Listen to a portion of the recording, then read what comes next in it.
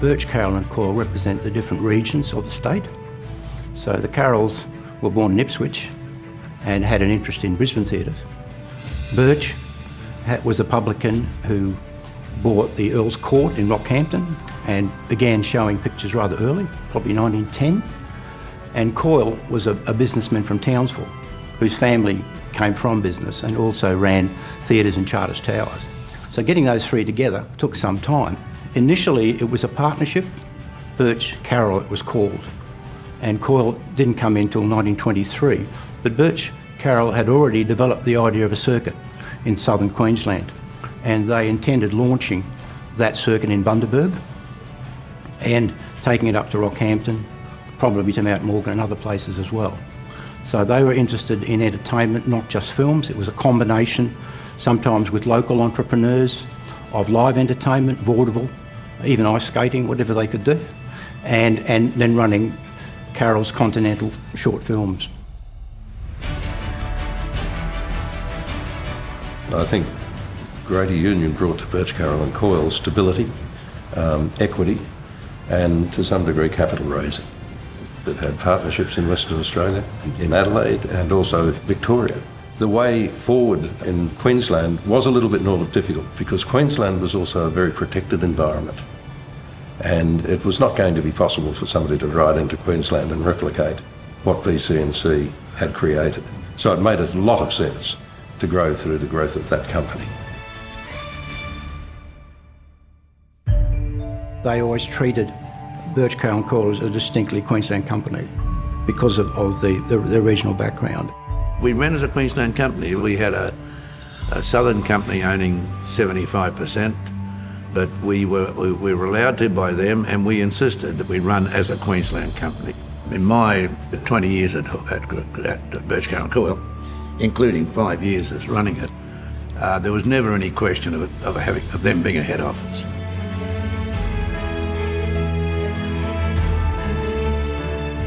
Of course, World War II was a gift to them in the sense that both Australian and American troops were stationed in and around the regional cities where a lot of the big theatres were located. Their profits doubled pretty abruptly. So they increased screenings from two a day to 3 a day, for example, so they could put more people through the theatres. Also, this is the time when they began Sunday screenings. So they had special screenings for the troops. The local managers were significant figures in their local communities, and they turned the theatres into community halls, community events. So the main thing was to make those theatres a social hub for the city. And when we first built them in places like Townsville and Darwin, we had people lining up in the street next morning. I couldn't work out what they were all doing there. They wanted to go somewhere with air conditioned. They weren't particularly concerned what movie was on. We just closed a lot of theatres, and it put companies like Birch Carroll and Greater Union into a very tough very tough trading time. I remember the tough years of BC&C, where in one particular year, the Mount Isa drive-in provided the entire profit of the company for that year. Because Mount Isa didn't have television. Because Mount Isa didn't have TV.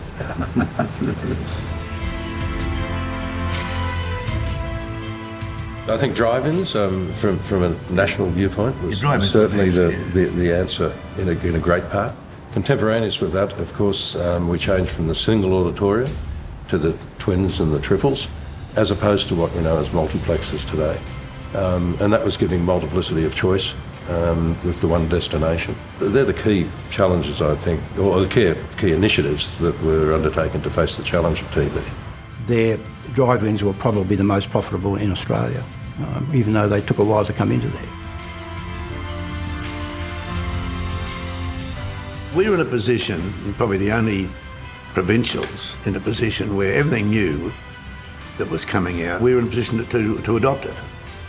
So people in Rockhampton or Townsville were seeing CinemaScope and whatever the same time as Sydney and Melbourne. And they knew it and felt it. That's why we were doing so well, and throughout Australia, that even included, the likes of Newcastle and Ballarat. We were outgrossing them all the time. And that was the advantage of Birch Carroll and Coyle. Yeah, they made me general manager when I was 30, which in those days was the youngest in Queensland. Terry's contribution really was that passion, was that willingness to challenge. And I think through that, BC&C benefited enormously because Terry maintained his independence from Greater Union. BC&C was very fortunate because he was right more often than he was wrong. So in the 7 years, maybe even 8 years it was, from sort of my late 20s, we doubled the size of the company. My father got involved in Union Theatres back in 1927. He was one of those financial people who brought that aspect to it. He was a touch entrepreneurial, and he saw the need for growth. He saw the need for the partnerships in the West, in South Australia and Victoria, and saw the real benefit of significant growth by going in with BC&C because of the strength that BC&C had in Queensland. There is a spirit of Queensland that's got a degree of rebel in it, a degree of individualism, a degree of aloofness from the rest of Australia. I think it's fair to say that those spirits and those sentiments were reflected in Birch Carroll Coyle, BC&C, the way it was run, the way BC&C developed, and of course the fact that it survived today to be the strongest exhibitor in Queensland. It would be the preeminent and dominant exhibition business in Australia of a country nature. The response has been innovative cinemas, the concept of event cinemas. You go in, you have a choice of your Gold Class, your VMAX, your Super Experience, you have food offerings now. Cinema industry at that level really has to provide a very good reason beyond just the movie to go out. A true experience, or if you'd like to say, a true event. And I suppose when you think we've now got a new competitor, which in Netflix or in streaming, the facts of life are in any business. New ideas are coming at 1,000 miles an hour. It used to take time once. It's built provincial Queensland entertainment into what it is today, and that's I think that's its legacy. And its job was to build, to take good cinema going, air-conditioned cinema going, into the subtropics of Queensland, which nobody else done.